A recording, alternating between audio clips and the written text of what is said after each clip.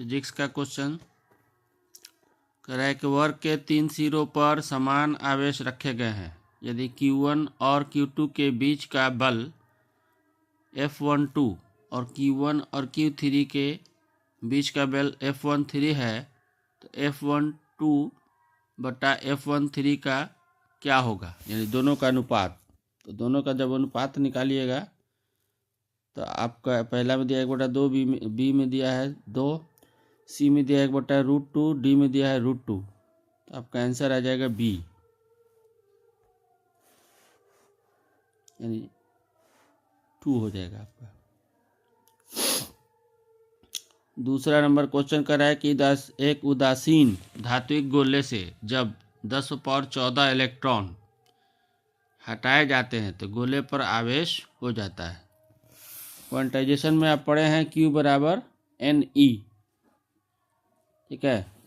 तो N के जगह पर नंबर ऑफ इलेक्ट्रॉन 10⁻14 रखिएगा, ठीक है, और 1.6 × 10⁻−19 होता है, ठीक है। 10⁻−19 से 10⁻14 को जब माइनस करिएगा तो वहाँ पर आएगा 10⁻−5, ठीक है, और 1.6 का भी 10 नीचे जाएगा, ऊपर आकर 10⁻−6 होगा, यानी 16 × 10⁻−6 कूलम बराबर क्या होता है, 16 माइक्रो कूलम, यानी दूसरा का आंसर आपका ए हो जाएगा।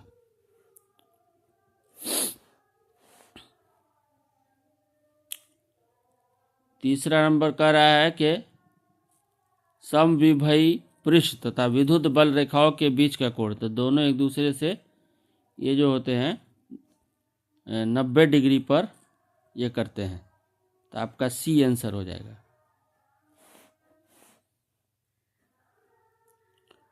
चौथा नंबर कह रहा है Q आवेश से आवेश R त्रिज्या के गोलीय चालक के केंद्र से बाहर x दूरी पर विभव, ठीक है, हमको विभव निकालना है। तो V बराबर x दूरी कह रहा है, तो यहाँ V बराबर हो जाएगा K × Q बटा x², यानी चौथा का C हो जाएगा यहाँ आंसर। यहाँ जो K है वो बराबर है 1/4πε0 के, उसी की जगह पे K लिखा हुआ है। पांचवा नंबर क्वेश्चन कह रहा है कि एक अल्फा कण को 220 वोल्ट विभवांतर से त्वरित किया जाता है, इसके गतिज ऊर्जा में वृद्धि होगी, ठीक है। तो इसकी गतिज ऊर्जा में 400 इलेक्ट्रॉन वृद्धि होगी, तो इसका आंसर हो जाएगा आपका सी।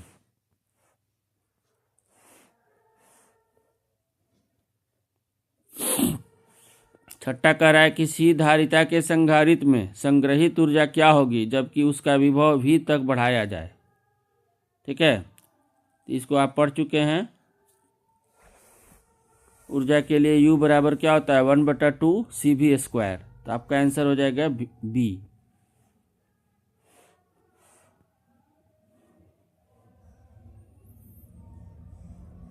सातवां नंबर कह रहा है कि एक समान गोलीय बिंदु जो समान विभव तक आवेशित है मिलकर एक बड़ी बूंदें बनाती हैं, नई बूंद का विभव, तो दोनों का × हो जाएगा, तो सातवां का हो जाएगा सी।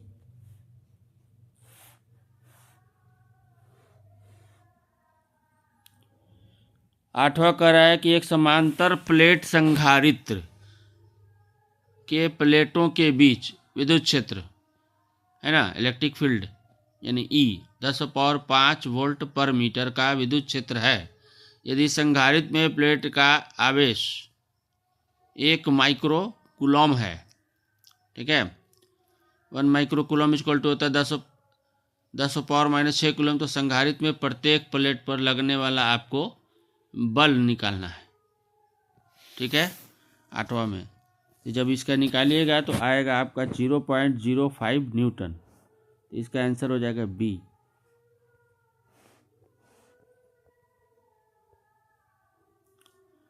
नौ नंबर का रहा है चुंबकीय क्षेत्र बी में स्थित M चुंबकीय आघूर्ण वाले धारा पाश द्वारा अनुभूत बल आघूर्ण टो का मान। तो आघूर्ण टो का मान क्या होता है कि वो M/B चुंबकीय बल होगा यहाँ पर ए आंसर हो जाएगा आपका।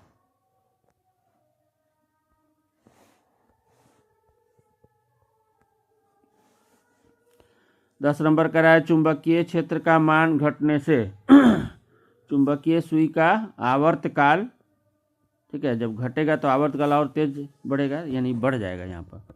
तो 10वां का आंसर हो जाएगा बी हो जाएगा, यहाँ बढ़ता है।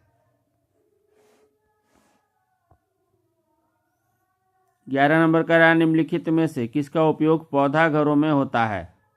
ये दिया है गामा किरणों का, बी दिया एक्स किरणों का, सी दिया पराबैंगनी किरणों का, डी दिया औरत किरणों का। तो यहाँ इंफ्रारेड रेज यानी औरत किरणों का होता है, तो आपका आंसर हो जाएगा डी।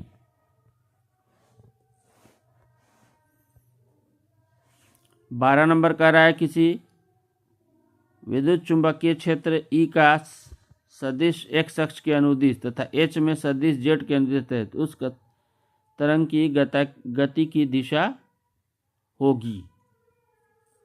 ठीक है, यहाँ पर हो जाएगा आपको, जब दोनों तरफ खींचेंगे तो वाई अक्ष आ जाएगा, यानी बी आंसर होगा आपका।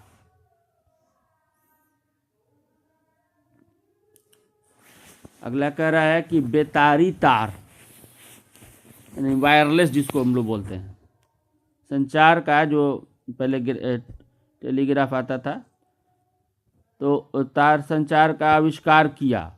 ये दिया मैक्सवेल ने, बी हर्ट्ज ने, सी मार्कोनी ने, डी जगदीश चंद्र बोस। तो मार्कोनी ने, ये इटालियन साइंटिस्ट थे मार्कोनी।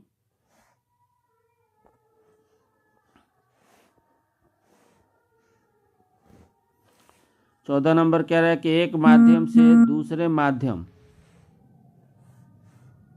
में जाने में प्रकाश की किरण मुड़ती है, किरण मुड़ने को कहा जाता है। यानी एक माध्यम से दूसरे माध्यम में जब प्रकाश की किरण जाती है तो वो मुड़ जाती है, तो उसको आप जान रहे हैं अच्छी तरह से क्या कहा जाता है, अपवर्तन। यहाँ सी हो जाएगा आंसर आपका। 15 नंबर कह रहा है किस कारण से हवा का बुलबुला पानी में चमकता नजर आता है। ठीक है,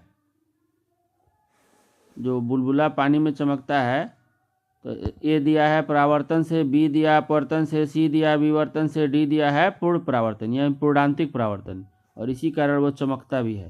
तो आंसर आपका डी हो जाएगा, पूर्णांतिक परावर्तन या पूर्ण परावर्तन। 16 नंबर का है कि एक उभयोतल लेंस, ठीक है, कि पदार्थ का अपवर्तनांक 1.5 है और इसकी फोकस दूरी का मान क्या होगा यदि प्रत्येक तल की वक्रता त्रिज्या 20 सेंटीमीटर है। ठीक है, तो आप जाहिर सी बात है कि 20 सेंटी यहाँ पर दे रहा है कि वक्रता त्रिज्या जो है वो क्या है, 20 सेंटीमीटर है, तो आपका आंसर बी से रहेगा।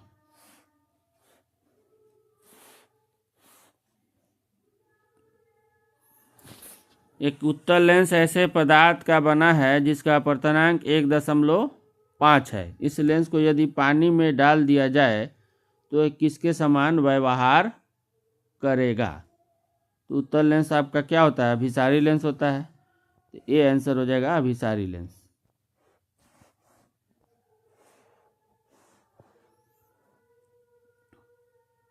और 18 नंबर का रहा है कि 3 लेंस जिसकी फोकस दूरी 20 सेंटीमीटर -30 सेंटीमीटर और 60 सेंटीमीटर एक दूसरे से सटे हैं, इस संयोजन का फोकस दूरी क्या होगा। ठीक है, 3 को एक साथ रखा गया है, तो इसका फोकस दूरी आपको आएगा, निकालने पर आएगा 30 सेंटीमीटर लगभग। तो आपका बी आंसर हो जाएगा यहाँ।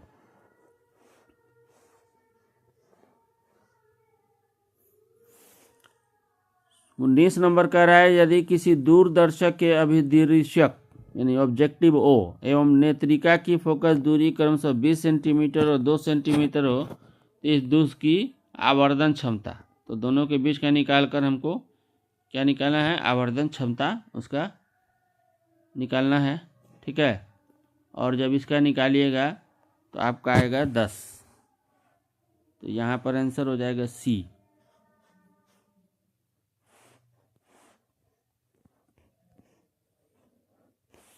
बीस नंबर का रहा है, निकट दृष्टि दोष वाले आंखें साफ साफ देख सकती है। जिसको निकट दृष्टि दोष होता है उसको दूर का वस्तु नहीं दिखाई देता है, नजदीक की वस्तु साफ साफ दिखाई पड़ती है। तो अनंत पर तो ये तो दूर का वस्तु हो गया, दूर स्थित वो ये भी दूर हो गया, यानी सी का जो है निकट दृष्टि दोष वाले सी, निकट वस्तुओं को देख सकते हैं, तो आपका आंसर सी हो जाएगा।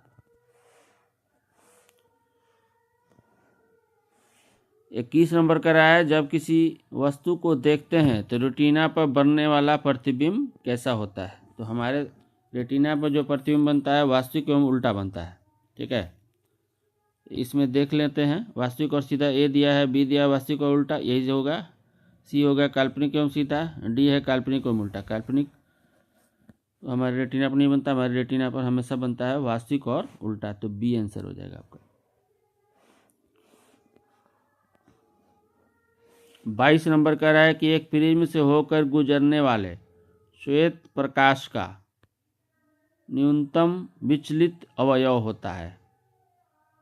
यानी एक प्रिज्म से होकर सबसे कम जो विचलन होता है, यानी विचलन कोण यहाँ पर बन रहा है, ठीक है, तो वो कितना होगा। तो आप अच्छी तरह से जान रहे हैं कि सबसे ज़्यादा कम मुड़ता है लाल, तो उसका विचलन कोण भी सबसे कम होगा।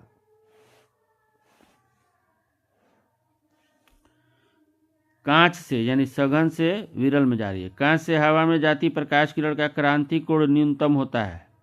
तो क्रांतिक कोण सबसे कम जो होगा उसका बैगनी का होगा, जो सबसे ज़्यादा अपवर्तनांक होता है उसी का सबसे कम क्रांतिक कोण आएगा। यहाँ डी आंसर हो जाएगा आपका।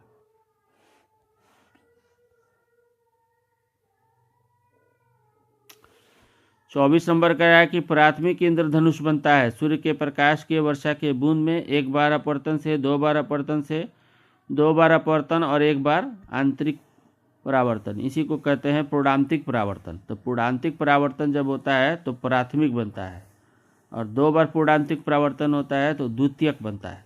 तो यहाँ आंसर आपका सी हो जाएगा।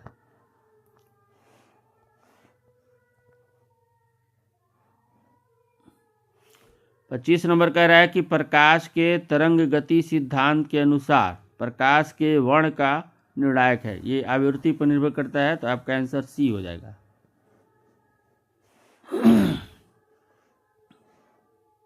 26 नंबर कह रहा है कि अज्ञात आकार वाले एक सुदूर स्थित स्रोत से आने वाले प्रकाश का तरंगाग्र होगा, दूर से जो आता है वो समतल होता है। तो आपका आंसर हो जाएगा ए। 27 नंबर कह रहा है कि दो स्रोतों को कला संबद्ध तब कहा जाता है जब उनके बीच कलांतर में बराबर परिवर्तन हो रहा है, कलांतर नियत है, कलांतर में आवर्ती परिवर्तन हो रहा है, कलांतर में अनियमित होता है। तो नियत रहेगा तभी कला संबद्ध कहलाएंगे, तो बी आंसर हो जाएगा आपका।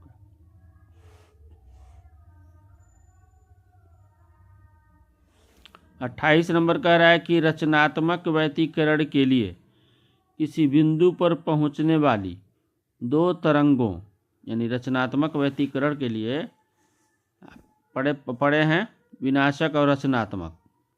तो रचनात्मक व्यतिकरण के किसी बिंदु पर पहुंचने वाली दो तरंगों के लिए के बीच कलांतर हमारा 0 होना चाहिए। तो आपका आंसर ए हो जाएगा।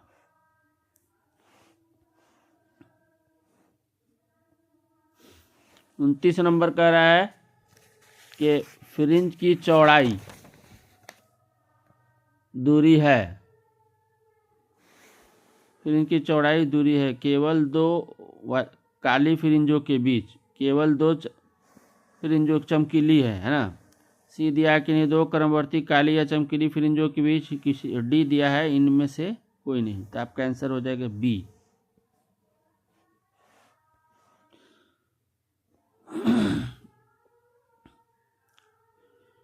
तीस नंबर कह रहा है यंग के द्विस्लिट यानी द्विझिर्री प्रयोग में रचनात्मक व्यतिकरण उत्पन्न करने वाली तरंगों के बीच, ठीक है, पथांतर का मान, पथांतर आपको बताए हुए हैं, तो वो होता है 2n+1 इंटू λ/2 होता है, ठीक है। तो ए और बी तो है नहीं, यहाँ डी आंसर हो जाएगा आपका।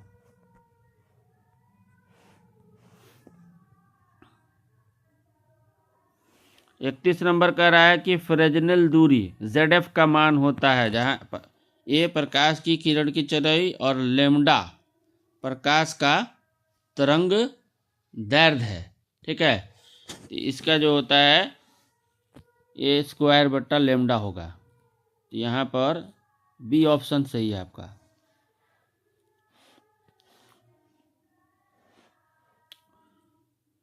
बत्तीस नंबर कह रहा है कि किरचॉफ का नियम निम्न में किस नियम का पालन करता है।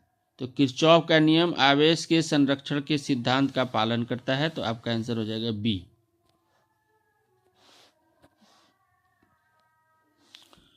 विद्युतीय परिपथ के किसी बिंदु पर सभी धाराओं का, है ना, यह भी किरचॉफ का नियम है। विद्युतीय परिपथ पर सभी धाराओं का बीजगणितीय योग क्या होता है, शून्य होता है। पढ़ चुके हैं आप लोग, है ना। वो पॉजिटिव निगेटिव मिलाकर दोनों शून्य होता है। आने वाली धनात्मक होती है और जाने वाली दूरी बिंदु से ऋणात्मक होती है, तो सभी का योग क्या होता है, 0 होता है। तो आंसर आपका ए हो जाएगा।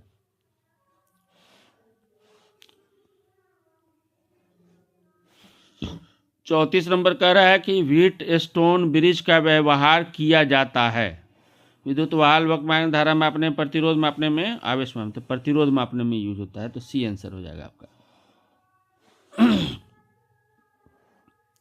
35 नंबर कह रहा है कि एक तार में, है ना, 1 माइक्रो एम्पियर धारा प्रवाहित होती है यदि इलेक्ट्रॉन का आवेश 1.6 × 10⁻⁻19 कूलॉम है, तो प्रति सेकेंड तार से प्रवाहित धारा की संख्या n निकालना है हमको। तो आप पढ़ चुके हैं कि Q बराबर होता है NE। तो Q अच्छा, दूसरा पढ़े हुए हैं Q बराबर IT। तो I का वैल्यू यहाँ रखिए 1 एम्पियर,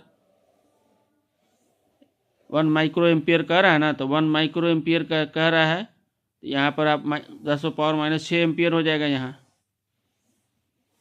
क्या। और 1 सेकेंड तो प्रति सेकेंड, तो 1 सेकेंड हो जाएगा वहाँ।